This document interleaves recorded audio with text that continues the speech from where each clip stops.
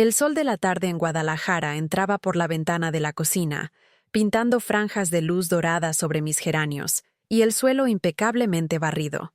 A mis 78 años, mi vida se había convertido en un ritual de pequeñas paces, de gestos silenciosos que mantenían los recuerdos encerrados donde ya no podían herirme.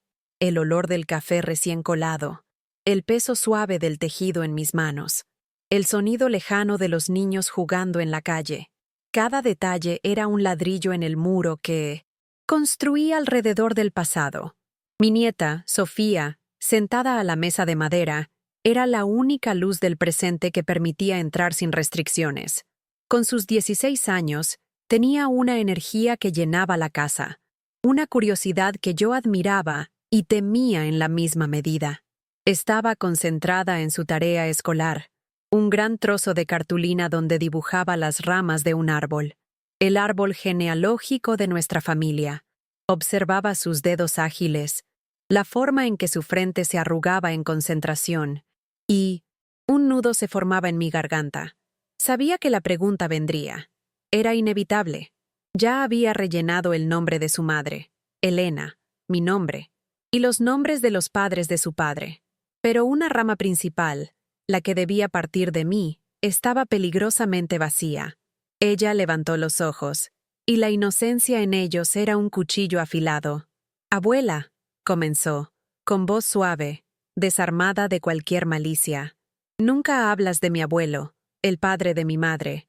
Ni siquiera tenemos fotos de él. ¿Por qué te quedaste embarazada y él nunca se casó contigo? ¿La gente de la época no te juzgó?» El aire se volvió denso, pesado. La taza de café en mi mano tembló, la porcelana fría contra mis dedos repentinamente helados. 60 años. Durante 60 años, esa pregunta vivió como un fantasma en mi casa, una sombra en los rincones de las habitaciones, un peso invisible en mi espalda encorvada. La sentí en la mirada de lástima de los vecinos del pueblo, en la hostilidad silenciosa de mi propia hija, Elena, que creció con la historia fabricada de un amor perdido, un hombre bueno que el destino se llevó. Pero oír la pregunta allí, tan pura y directa, venida de los labios de mi nieta, rompió algo dentro de mí. La presa de silencio, construida con décadas de vergüenza, dolor y un instinto feroz de protección, comenzó a resquebrajarse. El rostro de Arturo, mi padre, surgió en mi mente, no como el pilar de la comunidad que todos veían, sino con la mirada fría y controladora que solo yo conocía. El recuerdo de aquella noche, de la víspera de mi boda, un acto de crueldad que destruyó no solo mi inocencia, sino la propia estructura de mi alma, volvió con una fuerza abrumadora.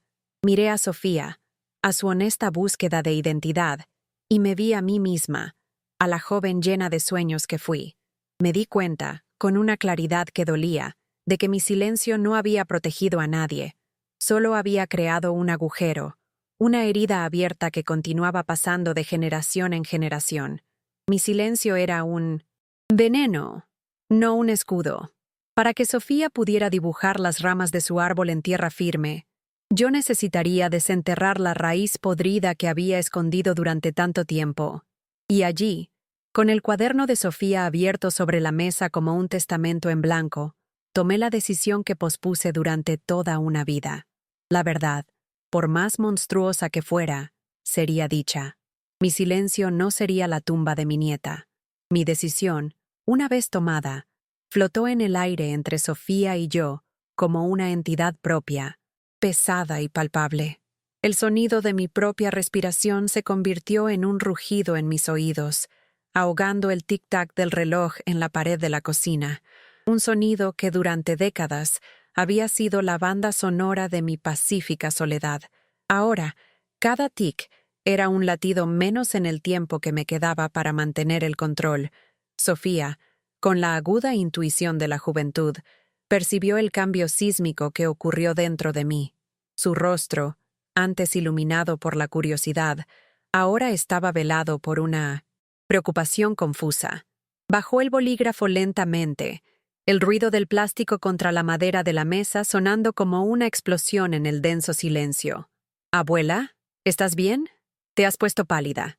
Su voz era un bálsamo y un tormento. Quería envolverla en mis brazos y decirle que todo estaría bien, pero las mentiras se habían acabado. La verdad no era algo que traería bienestar, al menos no al principio. Era una cirugía sin anestesia, necesaria para extirpar un tumor que había dejado crecer durante 60 años. Forcé mis manos a dejar de temblar, colocando la taza de café en el platillo con un sonido agudo y definitivo. El líquido oscuro y frío parecía un pozo de secretos. Respiré hondo, el aire pareciendo no llegar a mis pulmones. Miré el rostro de mi nieta, un espejo de mi propia juventud perdida, y supe que no podría verter aquel veneno sobre ella de una sola vez, ni sola. Ella merecía la verdad, pero su madre, mi hija Elena, necesitaba estar presente. Ella era el puente entre mi pasado doloroso y el futuro de Sofía. Reuní las pocas fuerzas que me quedaban y forcé una sonrisa, aunque sentía que mis labios podrían resquebrajarse. Estoy bien, mi querida. Solo recordé algo importante, algo que necesito hablar contigo y con tu madre. Me levanté, sintiendo el peso de cada uno de mis 78 años en mis huesos. Fui hacia ella y puse mi mano sobre la suya. ¿Puedes volver esta noche? ¿Después de la cena? Trae a tu madre. Es importante que estemos las tres juntas. Para completar este árbol. La palabra completar salió con un esfuerzo tremendo, pues lo que iba a hacer era, en realidad, romper la rama principal para que una nueva, más fuerte y verdadera, pudiera crecer en su lugar. El tiempo que siguió a la partida de Sofía fue un vacío torturador. La casa, antes mi refugio seguro, de repente se convirtió en una cámara de eco para mis ansiedades. Cada sombra que se alargaba en el suelo con el paso de la tarde parecía una manifestación física de mis miedos. Sabía que necesitaba llamar a Elena, pero el simple acto de caminar hasta el teléfono antiguo en la mesita de la sala parecía un viaje de kilómetros. El aparato negro, pesado y con su cable enrollado, era una reliquia de otra época, al igual que el secreto que guardaba. Mi mano se detuvo sobre el disco por un largo momento. Llamar a Elena nunca era una tarea sencilla. Mi hija, mi único y amado fruto, me amaba a su manera, una manera práctica, apresurada y muchas veces impaciente. Para ella, yo era una figura del pasado, una viejecita con pequeñas manías y dramas insignificantes, alguien a quien cuidar con una eficiencia un tanto distante. No tenía tiempo para los matices de mi soledad, o para los dolores no dichos que ella veía solo como senilidad. ¿Cómo podía esperar que tuviera tiempo para una verdad que sacudiría los cimientos de su propia identidad? Podía oír su voz en mi cabeza incluso antes de marcar. «Mamá, ¿qué pasa ahora? Estoy en medio de 1000 cosas». Respiré hondo y giré el disco, número por número. El sonido mecánico y arrastrado llenando el silencio de la sala. El teléfono sonó 1, 2, 3 veces. Cada timbre era un martillazo en mi pecho. ¿Aló? La voz de Elena sonó, exactamente como había previsto. Cansada, al borde de la irritación. «Elena, hija mía, soy yo». «Sí, mamá, lo sé. ¿Ha pasado algo? ¿Está todo bien?» La preocupación en su voz era superficial, una formalidad. «Necesito que vengas aquí esta noche, después de la cena». Hubo una pausa, y pude visualizarla perfectamente. Los ojos en blanco, la mano en la frente, un profundo suspiro de agotamiento. «¿Hoy? Mamá, es imposible. Tengo un informe que terminar y...» «Por favor, Elena», la interrumpí, y el tono de mi voz, una mezcla de súplica y una autoridad que rara vez usaba, debió de sorprenderla. «Trae a Sofía contigo. Es sobre la familia. Es sobre el padre que nunca conociste». El silencio al otro lado de la línea fue diferente esta vez. No era de impaciencia, sino de una desconfianza helada. «¿Otra vez esa historia, mamá? ¿Qué te pasa hoy?» Antes de que pudiera decir más, dije lo único que podía. «Solo ven, por favor». Y colgué, mis manos temblando incontrolablemente, sabiendo que acababa de encender la mecha de una bomba. La noche cayó sobre Guadalajara como un manto pesado y oscuro.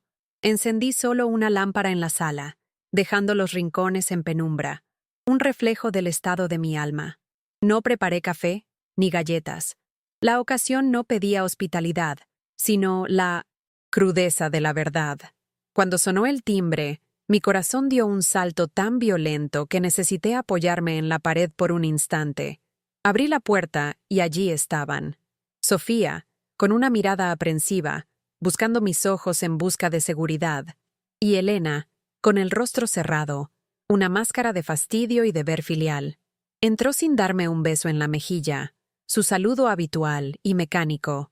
En cambio, arrojó su bolso al sofá y cruzó los brazos, inspeccionando la sala con aire de quien está a punto de lidiar con un problema irritante. «¿Y bien, mamá? ¿Cuál es la gran emergencia? Sofía me dijo que te pusiste pálida de repente. ¿Tienes la tensión alta otra vez? ¿Tomaste tus medicinas?» Cada palabra era una pequeña humillación, una forma de infantilizarme, de reducir la convulsión de mi vida a un mero síntoma médico.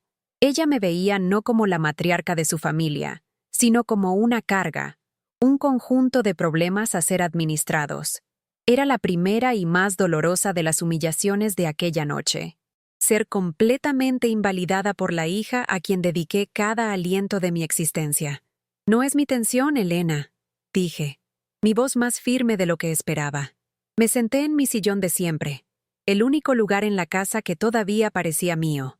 Sofía se sentó cautelosamente en el borde del sofá, mientras Elena permanecía de pie, una fiscal lista para interrogar a un testigo poco fiable. «Me hiciste conducir por toda la ciudad en una noche de semana, mamá. Espero que sea importante». «¿Lo es?», respondí, mirándola directamente, tratando de atravesar la muralla de impaciencia que había construido a su alrededor. «Es lo más importante que te he dicho jamás». Elena soltó una risa corta, sin humor. «Genial. ¿Otra historia del pueblo? ¿La vecina te robó las gallinas otra vez? ¿O tal vez has decidido que el fantasma de mi padre vino a visitarte?» Se volvió hacia Sofía, como para compartir una broma interna sobre la senilidad de la abuela. «Tu abuela tiene una imaginación fértil, querida». Y allí, en ese instante, siendo tratada como una loca, una carga, frente a mi nieta, el dolor se solidificó en una determinación fría. La humillación ardió, pero también forjó una armadura alrededor de mi corazón. La dejé agotar su sarcasmo. Esperé a que la sonrisa condescendiente desapareciera de su rostro mientras el silencio se alargaba, volviéndose incómodo para ella. Por primera vez, pareció notar que algo era diferente en mí. Mi habitual pasividad, mi tendencia a retroceder ante su irritación, no estaba allí. En su lugar, había una quietud inquebrantable, una gravedad que ya no podía ignorar o descartar como un síntoma. Sus brazos se descolgaron lentamente. «¿Qué pasa, mamá? Habla de una vez». La impaciencia todavía estaba allí, pero ahora había una fisura de incertidumbre en su voz. No me apresuré. Miré mis manos, las venas salientes y las manchas de la edad que contaban la historia de una vida de trabajo y sacrificio silencioso. La historia que ella nunca se molestó en leer. «Todo lo que te conté sobre tu padre», comencé, la voz baja pero clara, «fue una mentira. No una mentira completa, sino la peor parte de ella. Una omisión». Elena frunció el ceño, la confusión transformándose en una ira defensiva. «¿Una mentira? ¿Qué quieres decir con eso? Me dijiste que era un hombre bueno, un trabajador que viajaba mucho y que murió lejos. Me dijiste que os amabais». «No nos amábamos», dije. Y la simplicidad de esas 4 palabras pareció succionar todo el aire de la habitación. La expresión de Elena se endureció. «¿Entonces qué? ¿Lo inventaste todo? ¿Por qué? ¿Para hacerte la víctima? ¿Para tener una historia triste que contar?» La acusación me golpeó como una bofetada. La idea de que yo, que pasé toda la vida tragándome mi dolor para protegerla, pudiera ser acusada de inventar sufrimiento por atención, era la crueldad final. Sofía miraba de una a otra, con los ojos muy abiertos, el cuaderno del árbol genealógico olvidado en su regazo, pareciendo ahora un artefacto de una era de inocencia que acababa de terminar. «¿Crees que yo inventaría esto, Elena?», ¿De verdad me conoces tan poco? Mi hija desvió la mirada, quizás por un destello de vergüenza. No sé qué pensar, mamá. Cada vez estás más rara. Hablas sola, olvidas las cosas. Ahora vienes con esto. Se detuvo, sin querer terminar la frase, pero yo la terminé por ella en mi mente. Ahora vienes con esto, diciendo que la historia que me sostuvo durante 59 años es una farsa. Sabía que las palabras no serían suficientes. Necesitaba ver. Necesitaba tocar la prueba de mi dolor. Con un esfuerzo que pareció drenar toda mi energía, me levanté y caminé hacia mi habitación. No me siguió, pero sentí sus ojos y los de Sofía en mi espalda. Volví a la sala sosteniendo una pequeña caja de madera oscura, gastada por el tiempo y el toque de mis propias manos a lo largo de décadas. La sostuve frente a ella, un objeto sagrado y profano. Nunca te dije quién era realmente. Hablé, con la voz entrecortada, pero firme. Guardé esto durante todos estos años.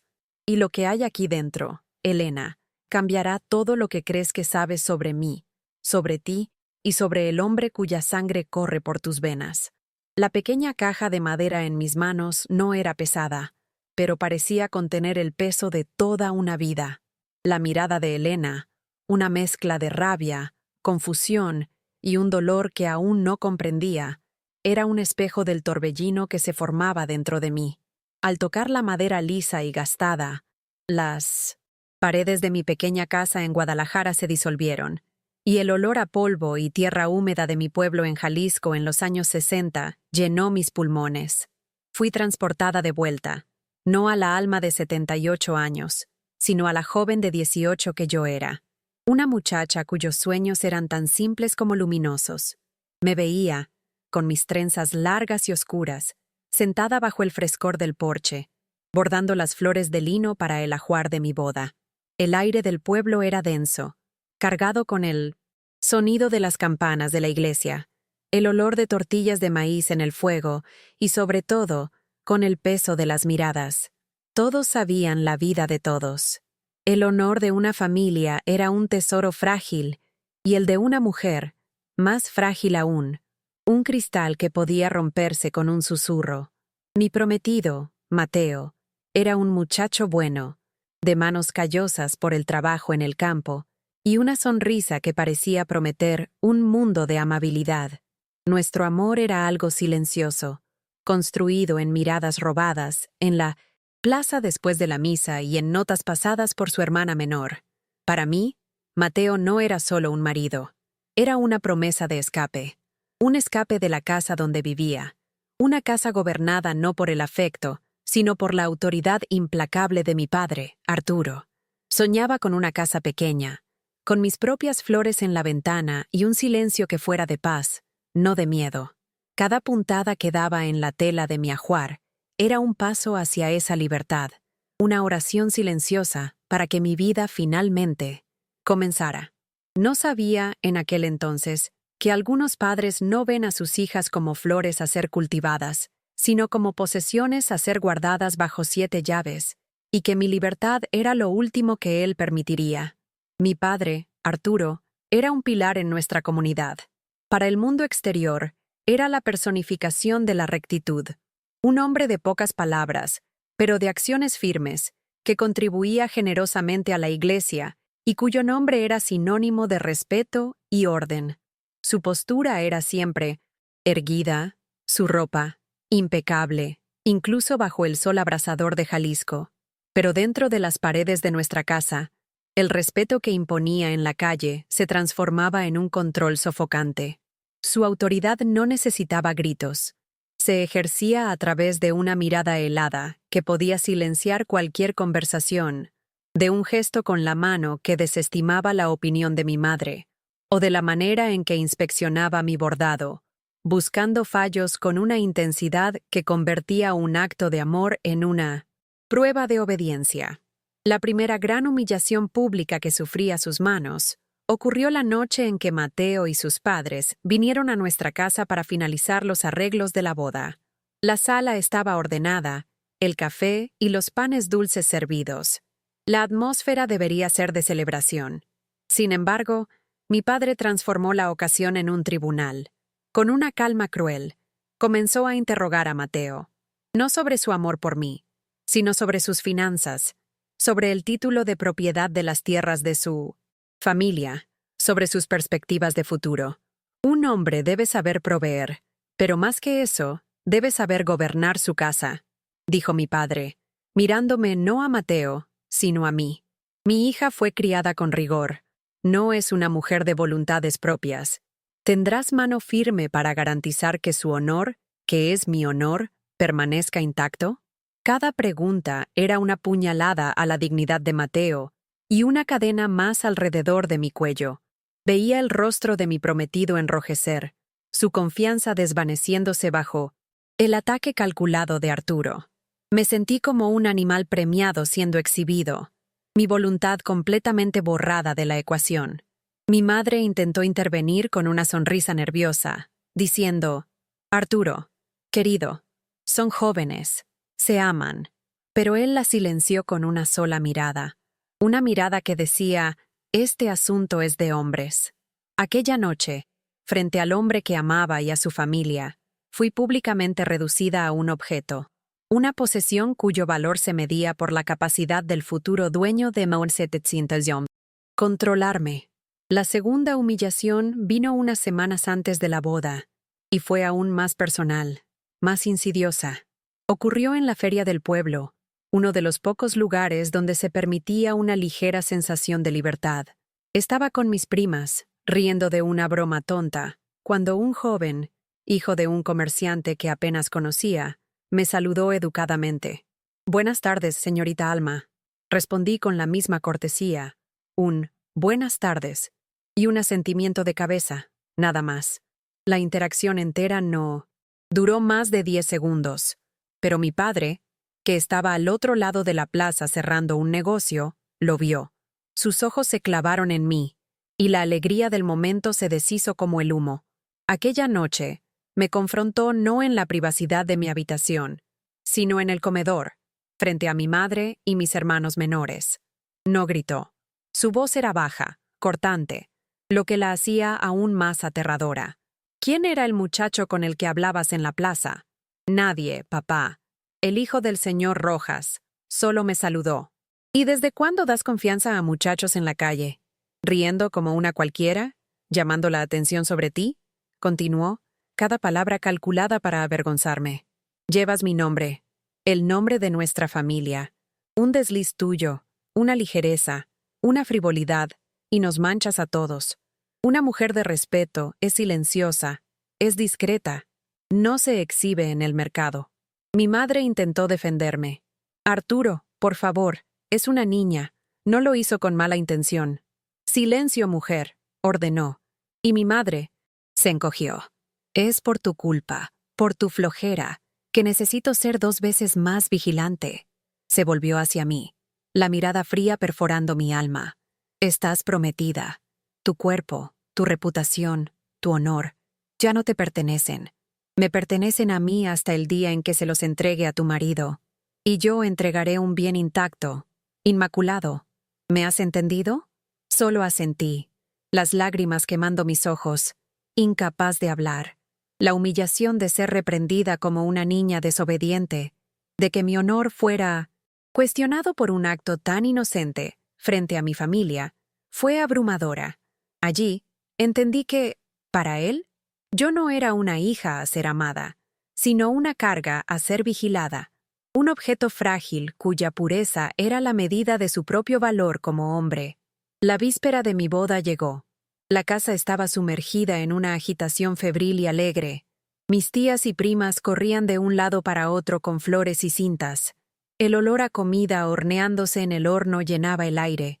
Risas y conversaciones animadas resonaban por las habitaciones. Para todos, era un momento de pura felicidad. Para mí, era el portal hacia mi liberación. En menos de 24 horas, sería la esposa de Mateo. Tendría mi propia casa, mi propia vida, lejos de la mirada vigilante y la mano pesada de Arturo. Me sentía como una prisionera contando los minutos para la libertad. Aquella noche, después de que todos los invitados de fuera de la ciudad se hubieran retirado, y la casa finalmente comenzara a aquietarse, fui a mi habitación. Estaba exhausta, pero mi corazón latía con una excitación ansiosa. Mi vestido de novia, sencillo y blanco, hecho por las manos de mi madre, estaba colgado en la puerta, brillando bajo la luz de la luna que entraba por la ventana. Era un símbolo de toda la pureza y esperanza que sentía. Fue entonces cuando la puerta se abrió. Era mi padre. No dijo nada. Solo entró y cerró la puerta tras de sí. El aire se heló instantáneamente. La alegría que sentía se transformó en un nudo de pavor en mi garganta. «¿Papá? ¿Qué pasa?» Caminó lentamente en mi dirección, su rostro una máscara indescifrable en la penumbra. «Pareces feliz», dijo, la voz desprovista de cualquier calidez. «Feliz de dejarme». «No es eso», murmuré, retrocediendo un paso. «Siempre seré tu hija». «No», dijo, deteniéndose a centímetros de mí. «Tú eres mía. Siempre lo has sido. Ningún otro hombre tiene derecho a poseer lo que es mío». El terror me paralizó. No podía gritar. No podía moverme. Su mirada no era la de un padre, era la de un depredador. Y en aquella habitación, en el silencio de una casa que dormía soñando con una celebración, en el lugar que debería ser mi santuario, cometió el acto final de posesión. No solo destruyó mi inocencia, mi honor o mi futuro con Mateo, destruyó a la propia alma. En un acto de crueldad y poder absoluto, me tomó para sí, afirmando su dominio de la forma más vil y monstruosa, sabiendo que el código de honor que tanto predicaba me silenciaría para siempre. El mundo se rompió en 1.000.000 de pedazos. La niña que soñaba con flores en la ventana murió allí, en el suelo de su propia habitación. El día de mi boda amaneció con un sol brillante que parecía burlarse de la oscuridad que había engullido mi alma. No dormí. Permanecí acostada, inmóvil, sintiendo la suciedad en cada poro de mi piel, el sonido de la respiración del monstruo en la habitación de al lado. Cuando mi madre entró, sonriente, para ayudarme a vestirme, la visión del vestido blanco me provocó una oleada de náuseas tan violenta que apenas pude llegar al baño a tiempo. La boda, por supuesto, no se celebró. Una fiebre repentina, un malestar inexplicable. Esa fue la historia que contamos. El pueblo susurró. Algunos hablaron de nerviosismo, otros de mal agüero. Mateo estaba confundido, dolido. Mi padre, con una actuación digna de un santo, demostró preocupación, cuidando que nadie se acercara demasiado. La vergüenza de la boda cancelada fue inmensa, pero era un escudo que me protegió de una verdad 1000 veces peor. Las semanas que siguieron fueron una bruma de silencio y apatía. Me movía por la casa como un fantasma, mi alma encerrada en algún lugar profundo dentro de mí. Mateo intentó verme, pero me negué. ¿Cómo podría mirarlo a los ojos? ¿Cómo podría permitir que su bondad tocara mi inmundicia? Entonces, el horror tomó una nueva forma. Comenzó con la fatiga, con la sensibilidad a los olores, y después, la náusea inconfundible. Al principio, lo negué. Lo atribuí al trauma, al estrés. Pero mi cuerpo, el cuerpo que había sido traicionado, ahora me traicionaba de una nueva manera, contando un secreto que mi mente se negaba a aceptar. Contaba los días, las semanas, con un pavor creciente. Mi madre, ajena a la causa, se preocupaba por mi salud debilitada. Mi padre me observaba desde lejos, con una mirada que no podía descifrar. ¿Triunfo? ¿Culpa? No importaba. Estaba sola, completamente sola, con aquella semilla de terror creciendo dentro de mí. Y una mañana, mientras salía el sol, la certeza me golpeó con la fuerza de un golpe físico, quitándome el poco aire que me quedaba. En el silencio de mi habitación, semanas después de la boda que nunca ocurrió, la ausencia de mi ciclo y la persistencia del mareo me trajeron una verdad más violenta que la propia agresión. El monstruo no solo había destruido mi alma, había plantado su semilla dentro de mí. El pasado se retiró, devolviéndome al presente con la fuerza de una ola rompiendo. Estaba de vuelta en mi sala, bajo la luz amarillenta de la única lámpara encendida, con la pequeña caja de madera en mis manos temblorosas. El aire estaba cargado, eléctrico. Frente a mí, el rostro de mi hija Elena era un paisaje de incredulidad y furia. La historia que yo había sembrado en su mente durante casi 60 años, una historia de un amor trágico y romántico, ahora yacía en ruinas, y ella me miraba como si yo fuera la incendiaria que había prendido fuego a su mundo. Una semilla, repitió mis últimas palabras del pasado, su voz un susurro, ronco y cargado de desprecio.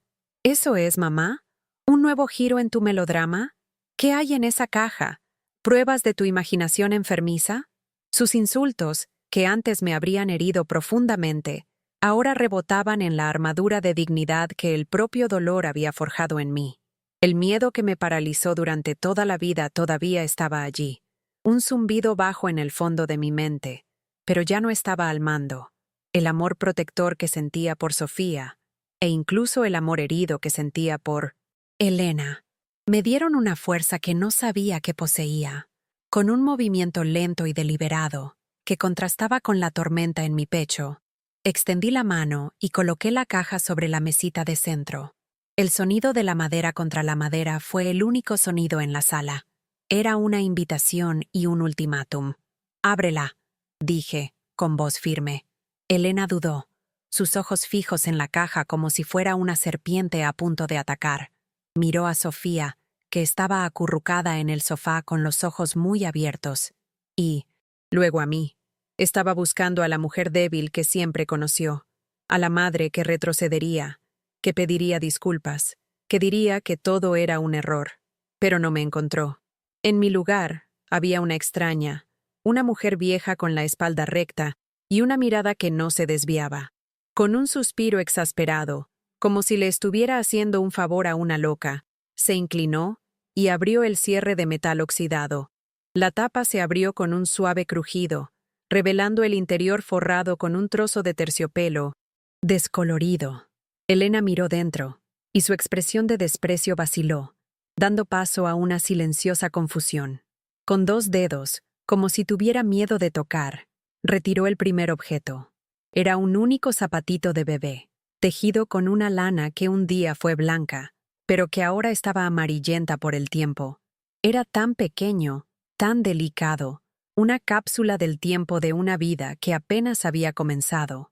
Lo sostuvo en la palma de la mano, y por un instante, la dureza de su rostro se disolvió.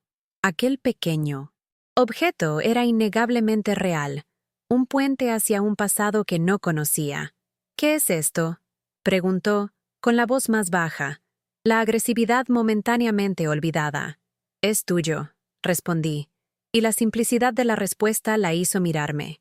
«Fue el primer zapato que tejí para ti, noches enteras, escondida en mi habitación.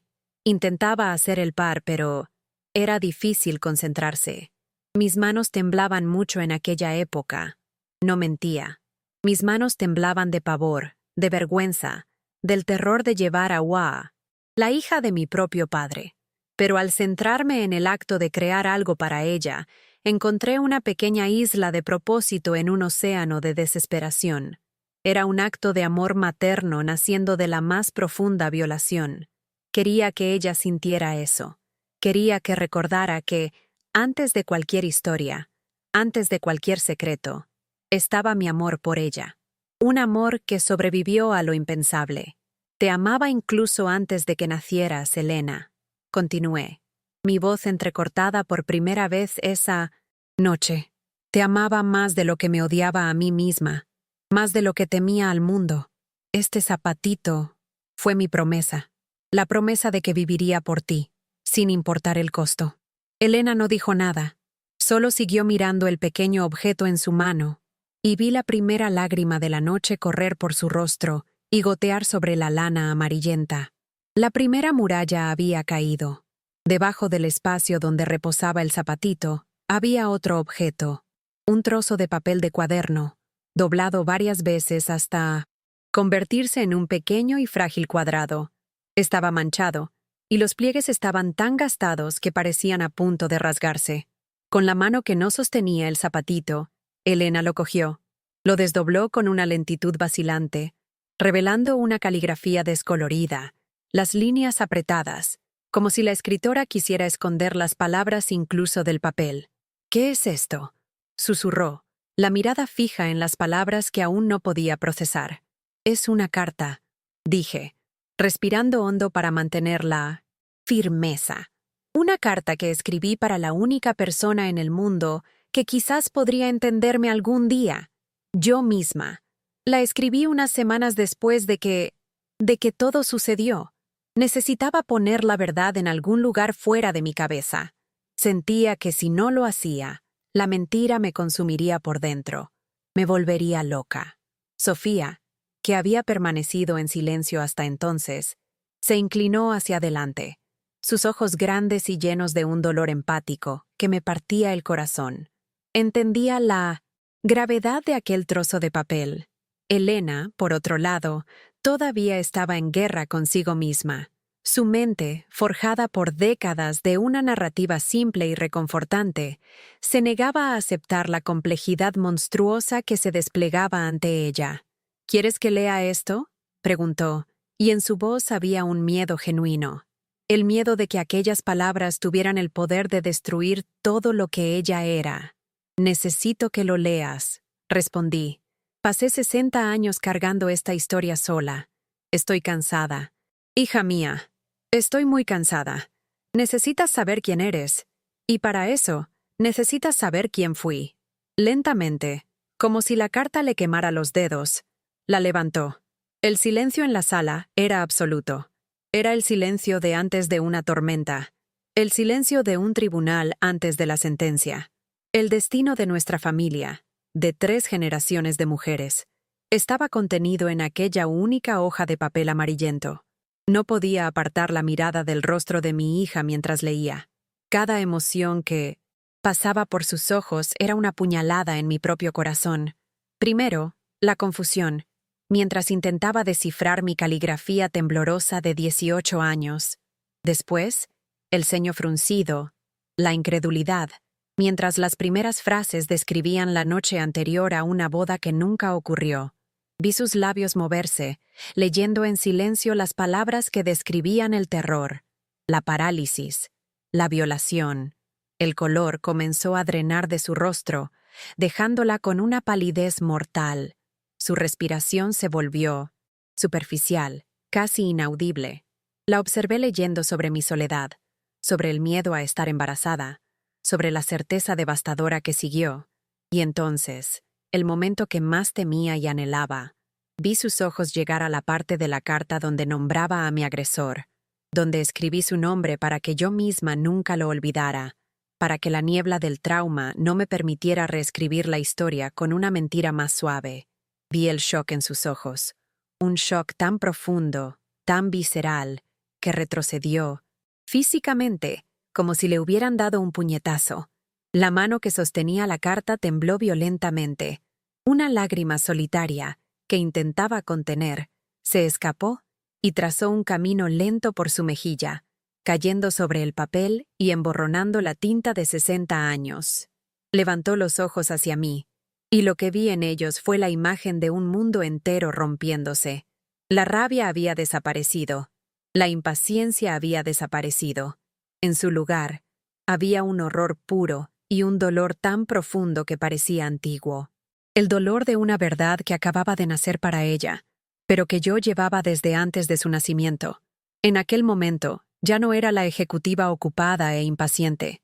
Era solo una niña cuya historia de origen se había revelado como una pesadilla. No, fue la única palabra que pudo decir. Un susurro roto, lleno de negación. No puede ser. Mamá. No. Sacudió la cabeza, el pelo cayendo sobre su rostro, como si pudiera negar la realidad. ¿El no? ¿El abuelo Arturo? La forma en que dijo su nombre, con la familiaridad de una nieta, con la reverencia que yo misma le había enseñado, fue como retorcer un cuchillo en una herida abierta. Arrugó la carta en la mano, el papel protestando con un sonido rasgado. Esto es una mentira horrible. Estás enferma, mamá. Era un hombre bueno, un hombre de Dios. Él me daba dulces cuando yo era pequeña. Era mi abuelo. Su voz se elevó, rozando la histeria. El dolor se estaba transformando en rabia de nuevo, una última y desesperada defensa contra la verdad monstruosa. Fue entonces cuando la fuerza que había estado acumulando finalmente encontró su voz. Me levanté y caminé hacia ella, deteniéndome frente a ella. Se escondía detrás de Dios, Elena, dije, con voz dura, pero sin crueldad. Usaba la Biblia para justificar su control y el respeto del pueblo para esconder su podredumbre. El hombre que te daba dulces era el mismo hombre que me robó la vida. No era solo mi padre, era mi carcelero, y la noche en que hizo aquello, no me estaba castigando. Me estaba marcando como su propiedad para siempre. La miré profundamente a los ojos, forzándola a ver. Tú no eres el fruto de un amor perdido, hija mía. Eres el fruto de su violencia. Yo no soy una víctima que inventa historias para llamar la atención. Soy la superviviente de su crimen. Y tú eres mi razón para haber sobrevivido. Las palabras la golpearon con la fuerza de un huracán. La rabia en sus ojos finalmente se rompió, y la presa de dolor se rompió. Un sollozo profundo y gutural se escapó de sus labios, el sonido de toda una vida de certezas deshaciéndose en polvo. El sonido del llanto de Elena llenó la sala. Era un llanto de adulto, pero con el desamparo de una niña. Se inclinó hacia adelante, el cuerpo sacudido por espasmos de dolor, el rostro hundido en las manos. La carta arrugada cayó al suelo, olvidada.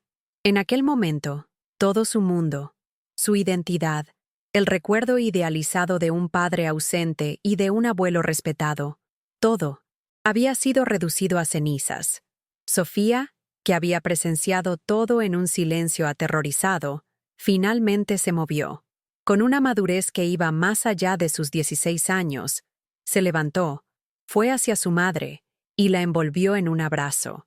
No dijo nada. Solo sostuvo a su madre mientras lloraba, lanzándome una mirada por encima del hombro de Elena, una mirada que era una mezcla de dolor, comprensión y un amor inquebrantable. Al verlas a las dos juntas, mi dolor y el de ella se fusionaron. Me arrodillé, frente a Elena, un acto por el que mis viejas articulaciones protestaron, y puse mi mano sobre las de ella. Lo siento mucho, hija mía, susurré. Siento mucho haber mentido, y siento aún más que esta sea nuestra verdad. Elena levantó la cabeza, el rostro hinchado y rojo, los ojos buscando los míos. La rabia se había ido, la negación se había ido. Lo que quedaba era una vulnerabilidad cruda que no veía desde que era una niña. ¿Tú llevaste esto sola?, preguntó entre sollozos. ¿Durante todos estos años? ¿Sola? Solo asentí, las lágrimas finalmente corriendo por mi propio rostro. Y entonces hizo algo que no hacía desde hacía décadas. Se soltó de Sofía y se arrojó a mis brazos, abrazándome con la fuerza de quien se está ahogando. Las tres nos quedamos allí, en el suelo de mi pequeña sala, un enredo de brazos y lágrimas, 3 generaciones de mujeres unidas por un dolor que finalmente había encontrado voz. Aquella noche, lloramos la muerte de una mentira que nos mantuvo separadas, pero mientras sostenía a mi hija y a mi nieta, supe que el luto no sería el final. La verdad, una vez liberada, no se contenta con lágrimas, exige justicia, exige cambio, y en la quietud que siguió a la tormenta, mientras el sol comenzaba a salir afuera, una nueva resolución se formó en mi corazón. Una resolución que dejaría atrás para siempre a la mujer que sufrió en silencio. La primera luz de la mañana siguiente entró por la ventana, no como una intrusa, sino como un testigo silencioso de nuestra vigilia. El olor a café fresco que preparaba en la cocina era un aroma de normalidad en un mundo que había sido puesto patas arriba. No había nada más que decir sobre la noche anterior. La verdad estaba sobre la mesa, exhausta y desnuda, entre nosotras tres. Elena estaba sentada a la mesa, los ojos hinchados, removiendo una taza de café que no bebía. Sofía estaba a su lado, la mano reposando en el brazo de su madre. Un gesto de apoyo que era a la vez feroz y tierno.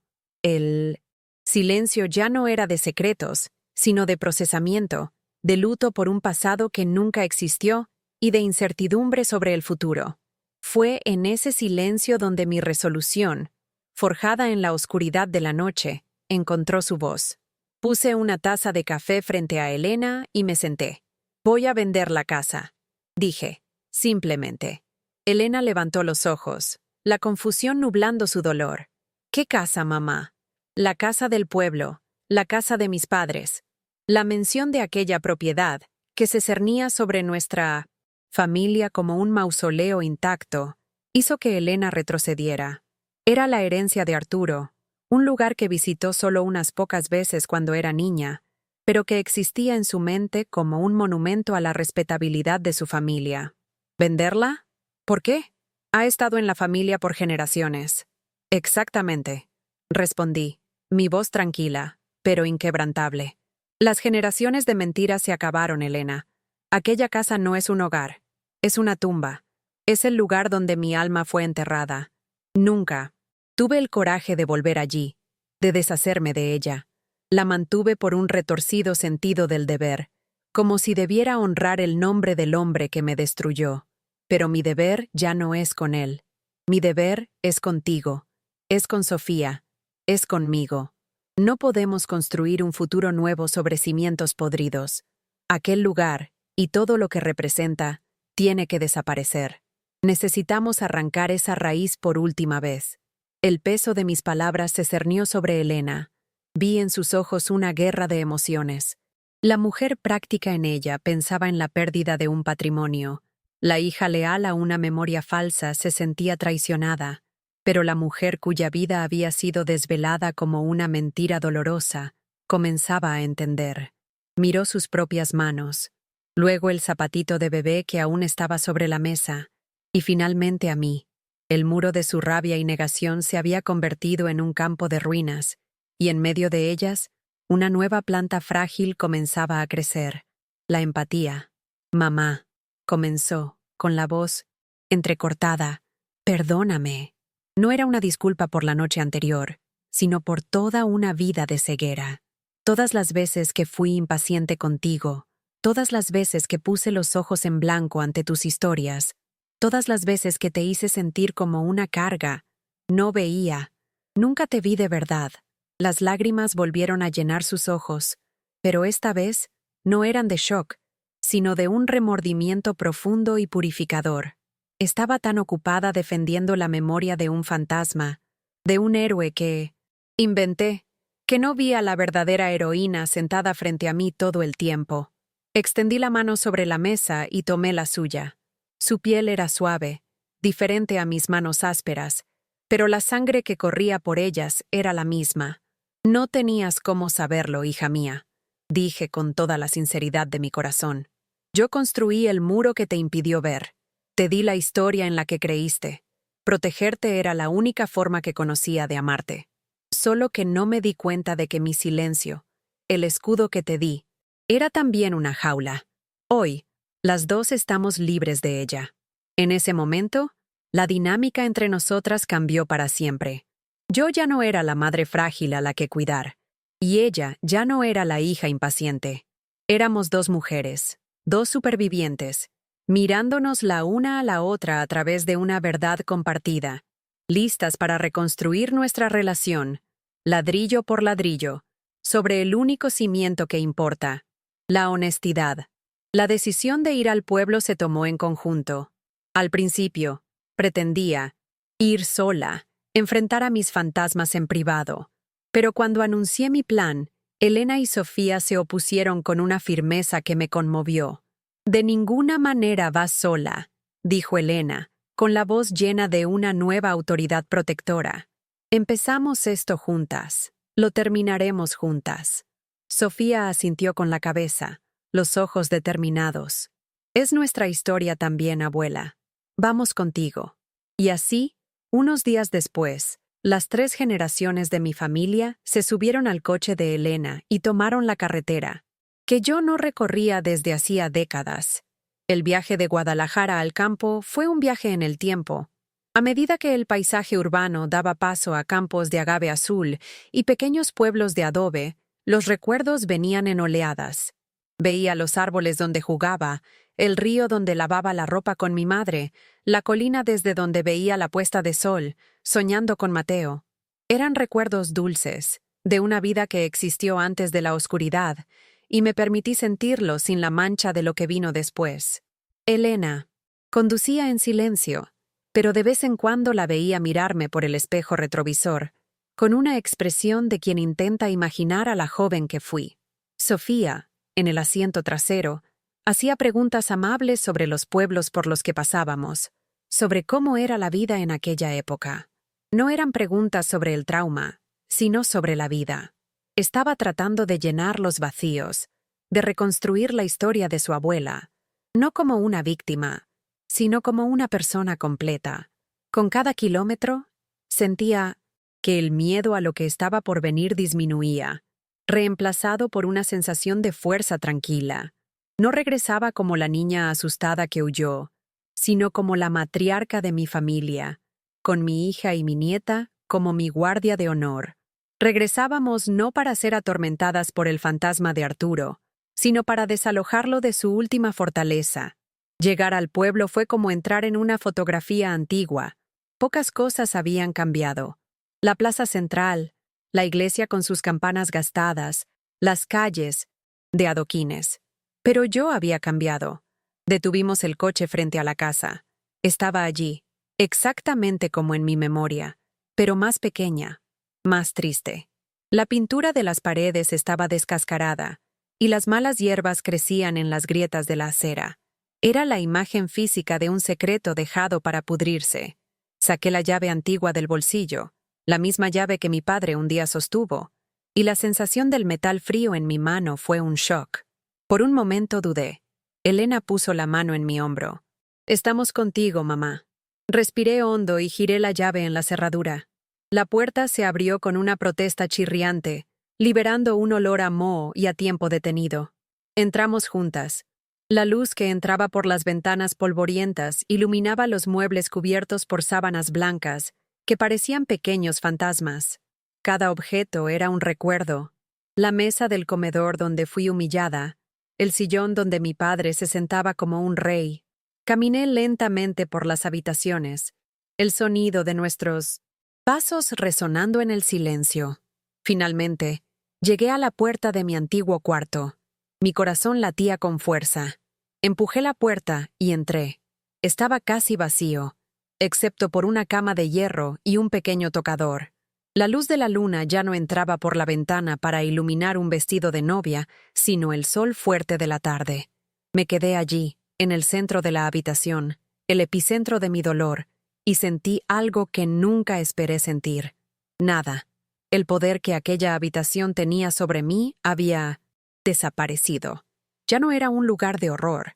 Era solo una habitación vacía en una casa vieja. Ya no era la prisionera de aquellas paredes. Era la mujer que había venido a derribarlas.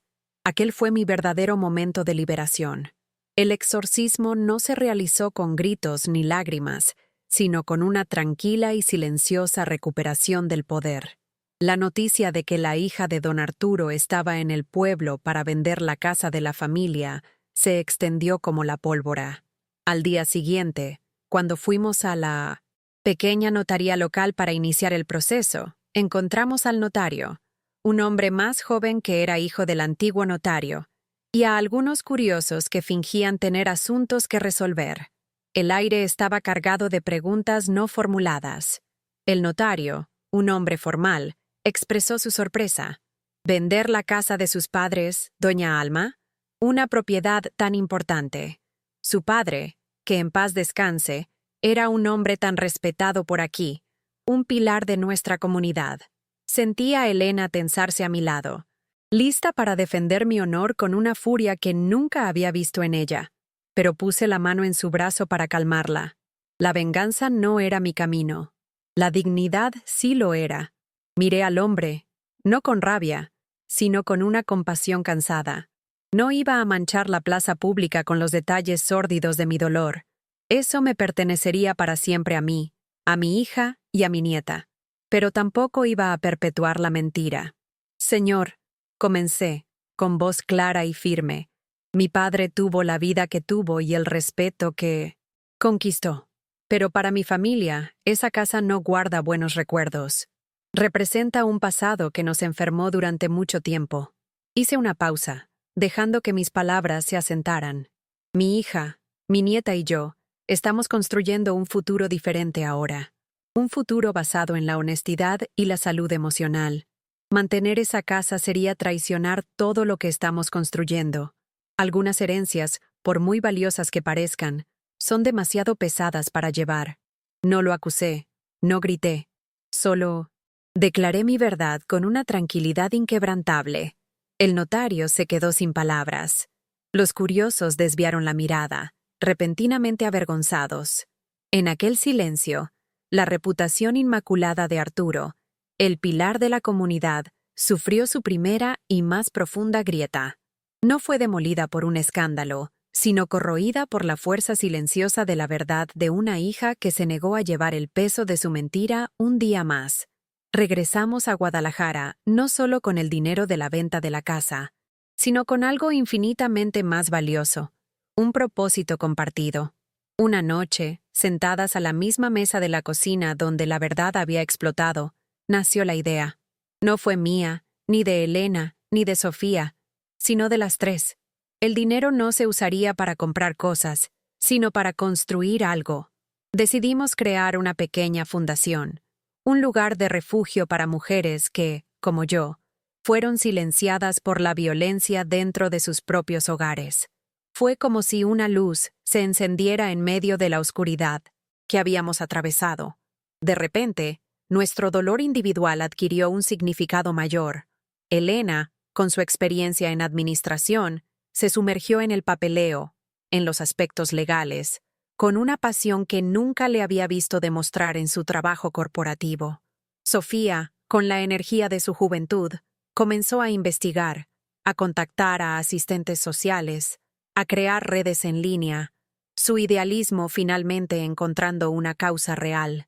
Y yo, la vieja alma, me convertí en el corazón del proyecto.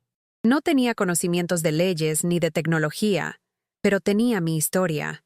Me reuní con las primeras mujeres que nos buscaron, no como una consejera, sino como una igual. Escuchaba sus historias, y al hacerlo, honraba la mía. Transformamos el veneno que casi destruyó a nuestra familia en un antídoto, ofreciendo a otras lo que yo nunca tuve: un lugar seguro para hablar, una mano para sostener, y la prueba viva de que es posible sobrevivir y florecer. El contraste entre la apariencia y la esencia nunca fue tan claro para mí. El legado de Arturo, construido sobre la apariencia de honor, resultó en dolor y secreto. Nuestro nuevo legado, construido sobre la esencia de una verdad dolorosa, estaba creando sanación y esperanza. Los meses que siguieron fueron de una reconstrucción lenta y profunda. Mi relación con Elena floreció de una manera que jamás imaginé posible. Nuestras conversaciones se volvieron largas, honestas, llenas de un afecto que ya no necesitaba esconderse detrás de formalidades o impaciencia. Me llamaba no por obligación, sino para compartir su día, para pedir mi opinión sobre los rumbos de nuestra pequeña fundación, para simplemente saber cómo estaba. Sofía se convirtió en mi cómplice, mi compañera. Pasaba horas en mi casa, no para hacer una tarea escolar, sino para escuchar mis historias, las buenas y las malas, llenando las ramas de nuestro árbol genealógico ya no con nombres y fechas, sino con la complejidad de la vida real. Mi pequeña casa en Minnesota, Guadalajara, antes una fortaleza que me protegía del mundo, se transformó en un centro de operaciones de amor y resiliencia. El silencio que antes era pesado de dolor, ahora estaba lleno de risas, del sonido del teléfono sonando con noticias de la fundación, de la planificación de nuestro próximo paso. Había pasado la mayor parte de mi vida creyendo que la paz era la ausencia de conflicto, el silencio a cualquier costo. Estaba equivocada. La paz no es silencio. La paz es la capacidad de respirar hondo después de que la verdad ha sido dicha, por muy ruidosa y caótica que sea. Durante 60 años, viví en una casa ordenada, pero con el alma en desorden. Hoy, mi vida puede parecer más complicada para los demás, pero por primera vez, mi alma está en paz. Y esa paz, ya nadie me la puede quitar. Pasaron 2 años. 2 años desde el viaje que desenterró un fantasma y la noche que ahogó una mentira. El tiempo, que durante tantas décadas fue mi enemigo, un guardián implacable de mi sufrimiento, se convirtió en mi aliado. No borró las cicatrices, pero les dio la pátina suave de la distancia, transformándolas de heridas abiertas en líneas que contaban una historia de supervivencia. Hoy, estaba sentada en la primera fila de un salón comunitario en el corazón de Guadalajara. El lugar no era lujoso, pero rebosaba de algo mucho más valioso: esperanza. Las paredes estaban decoradas con dibujos hechos por niños y carteles con palabras como coraje, voz y justicia. Era el segundo aniversario de nuestra Fundación Renacer. El aire vibraba con conversaciones, con risas y, ocasionalmente, con el llanto silencioso de alguien que se sentía visto por primera vez. Mirando al público, veía a decenas de mujeres, cada una con su propia historia de silencio. Pero hoy, no estaban solas. Miré a mi lado y vi a mi hija, Elena, la mujer que antes se vestía con los trajes impecables de una ejecutiva. Ahora llevaba un vestido sencillo y una sonrisa que le llegaba a los ojos. Se movía por el salón con una gracia y una calidez que nunca le había visto poseer, abrazando a una mujer aquí, ofreciendo una palabra de consuelo allá. Ya no era una administradora de problemas, era una cuidadora de almas. Al otro lado, mi nieta Sofía, ahora una joven universitaria de 18 años, organizaba los folletos en una mesa. Había una nueva confianza en su postura, una claridad en su mirada. La niña curiosa que un día preguntó por una rama vacía en un árbol genealógico había ayudado a cultivar todo un bosque de apoyo para los demás. Yo, a los 80 años, sentía el peso de la edad en mis huesos, pero ya no en mi alma. La carga invisible que me encorvaba la espalda había sido levantada, no por el olvido, sino por el hecho de compartirla. Elena subió al pequeño escenario y, con la voz embargada de emoción, me llamó para decir unas palabras. Mientras caminaba lentamente hacia el micrófono, apoyada en un bastón que era más un accesorio que una necesidad, un aplauso cálido y genuino llenó la sala. No era un aplauso para una víctima, sino para una compañera de viaje. Me detuve frente al micrófono y miré los rostros ante mí. Durante 60 años, mi voz se quedó atrapada en mi garganta, silenciada por el miedo y la vergüenza. Ahora, tenía un lugar a donde ir. Buenas noches, comencé, la voz un poco temblorosa al principio, pero ganando fuerza con cada palabra. Cuando me piden que hable, nunca sé muy bien qué decir. No soy una experta, ni una académica. Soy solo una mujer que ha vivido mucho tiempo. Y lo más importante que he aprendido en todos mis años es que el secreto más pesado no es el que contamos a los demás, sino el que nos contamos a nosotras mismas para sobrevivir. No necesité contar los detalles de mi historia. Muchas mujeres en esa sala conocían sus propias versiones de violencia y silencio. Nos decimos que el silencio protege a nuestros hijos, que mantiene la paz en la familia, que la vergüenza es una carga que debemos llevar solas.